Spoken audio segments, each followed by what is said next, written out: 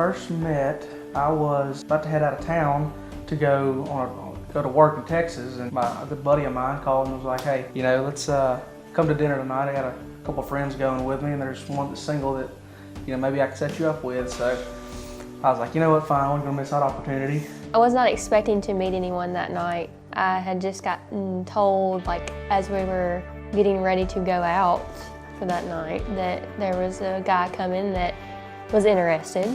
And I was like, okay, I wasn't really looking or anything like that, and I was just going to have a good time. We went to Silver Star, staged at Silver Star for a concert. I didn't really say anything much to her. We had our dinner, we had a good time. He got there and didn't really say much, was quiet and shy. Just got a fresh new one, and you came up and you were like, hey, you invite you a drink? And I'm like, no.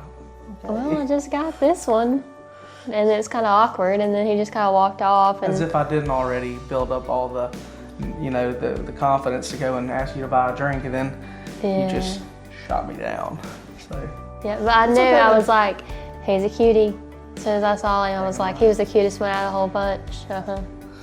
You were. My eyes were on you. Yeah, that's. And then I was like, right. he didn't even talk to me. I was like, oh my goodness. We left that night, and I ended up going to work, go to Texas, worked there for a few weeks, and I couldn't help it no more. I had to call my buddy back. I was like, man, you got to set it back up. You got to start again. You get us set up. So he had set up her coming and on the lake. On the lake out here on Darbone. So she was supposed to be coming, and it was going to be like an iffy type deal. I was with a friend in Arkansas. And you were supposed to be going somewhere else. And I was supposed to be going somewhere else for the weekend, and ended up canceling the night before. So I called. And I was like, you know what, I'm gonna come. But they kind of played jokes on me, because they kind of told me she wasn't gonna come, and then about 15 minutes out, they were like, oh, by the way, Macie's coming. And I was like, get it together. She ended up showing up here, and we went on the lake, and I did talk to her this time. We kind of just had our weekend, and after the whole weekend, I did get her number. Right when we were leaving, though. Yeah, like literally right when I got in my car. I was already in my car, had it in reverse, and he came up to my window and asked for it. And then I got it from her. I accidentally deleted it. So I had to run back on her car whenever she was leaving and get it again. And then kind of from there, kind of just went on and started talking and going on dates and making those long drives to El Dorado. 2 hours there, 2 hours back.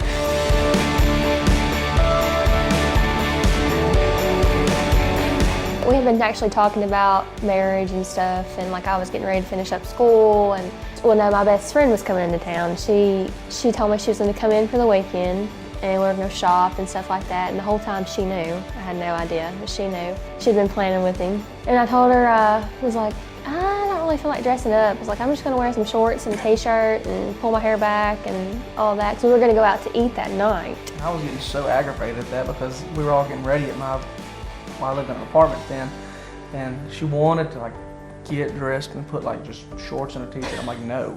So I'm glad I did. Dressed up, got my makeup on, dressed and stuff. And his sisters called the night before and was like, hey, what are y'all doing tomorrow? Let's go eat lunch. And I'm like, okay. They met with us and we ate lunch and went and shopped around afterwards. Alex called Morgan and was like in a panic. Morgan, we gotta have it like right now. And she's like, we're shopping. Like, what do you expect us to do? Drive all the way down there? Because it was like a 45-minute drive from where we were, 30 or 45 minutes. And Morgan was getting mad about it on the phone. She played it off so good. And I knew it was real, because that's how they are, sister and brothers. And she's like, I guess we gotta go down there and give him this car. She's like, but we can take you back, Macie. You know, you don't have to ride all the way down there. And I was like, I didn't know she said that. That's pretty sweet. Yeah, and I was like, no, I won't go, it's fine. We'll come back and shop afterwards. And she's like, okay. I bet she was glad I said that. We headed down there, and no cars, no vehicles were there besides Alex's truck. The trucks that needed to be there. And your dad's. I had to play. They were like, here, Macie, you just go in and take it to him. The gas card. And I was like, okay. In the car, yeah. I was like, okay. No, they didn't say we were gonna stay in the car. They were like, we'll be in there in a minute. Just here, go take the gas card in. And I was like, okay. And so I went in, and that's when he had it all set up. Blew me away. I was shocked. I was like, are you for real? Success. The first time I surprised her 100%. It was a whole lot that went down to it, and the hurricane was that week. Yeah. But it all worked out. It was a good day. I did not expect it to be the way it I think was. she was expecting something like Silver Star or something, you know, or Yeah. maybe out here is where Yeah. she thought I was gonna do it. But Where we met, you know. I had to plan it right because that hurricane came through and there was like rain and stuff, and I was gonna take her flying and come back and do all this stuff, and it was too risky. It was supposed to be rainy that day, but it ended up being beautiful. But it was you have to kind of like plan it better than just a day ahead when you're doing that kind of stuff, because there's a lot that goes into it. I am with you.